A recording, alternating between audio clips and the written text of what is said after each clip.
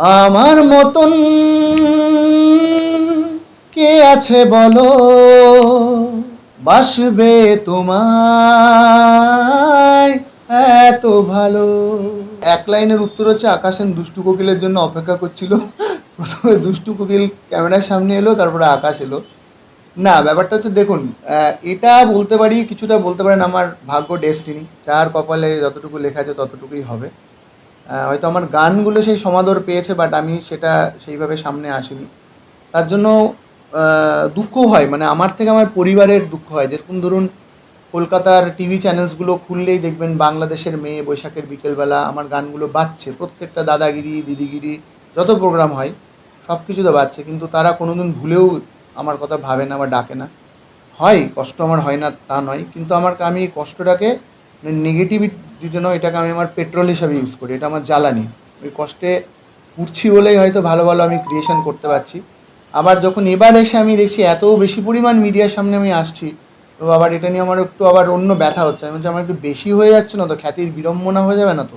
কারণ যত সামনে মানুষ আসে কি নেক্সট তার তার তত এক্সপায়ারি ডেট সামনে চলে আসে। তো আমি একটু লুকিয়ে থাকতে কিছুটা বলতে গেলে এটা লুকিয়ে রাখাও হয়েছে, এবং তাতে আমি সেই লুকিয়ে রাখার যে পজিটিভ সাইডটা সেটাকে আমি গ্রহণ করতাম। তো এনিওয়েজ, যাই হোক, চলে যেতে হবে আর কি, মানে এইভাবে চলুক।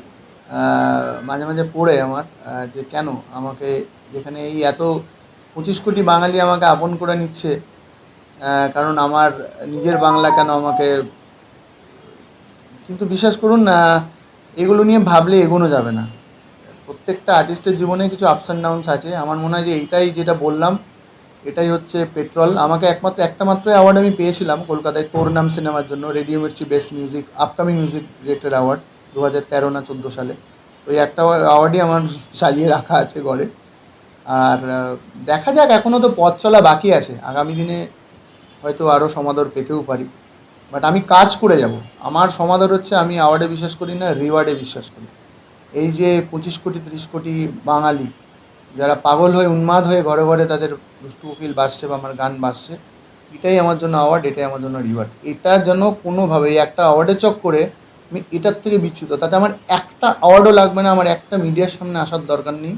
আমি একদম অন্তরাল থেকে পর্দার আড়ালে কাজ করব, কিন্তু I have to produce best song, যাতে ওই মানুষগুলো যারা ঈদ এলেই আমার কথা আমাকে নক করবে, তাদের ঈদের গান পাচ্ছি তো, বৈশাখের পাচ্ছি তো, শাকিব খানের পরের সিনেমাতে পাচ্ছি তো, তাদের উন্মাদনা, তাদের ভালোবাসাটা যেন আমি কন্টিনিউ, মানে তারা যেন আরও বলতে থাকে আমাকে, দাদা আবার কবে পাবো।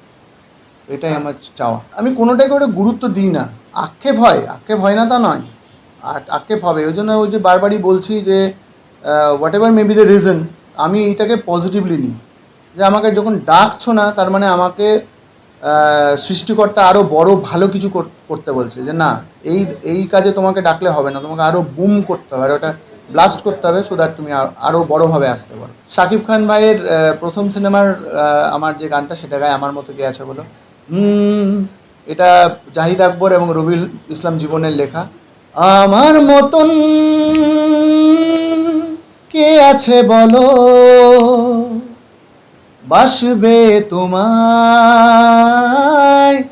এত ভালো। Thank you, love you.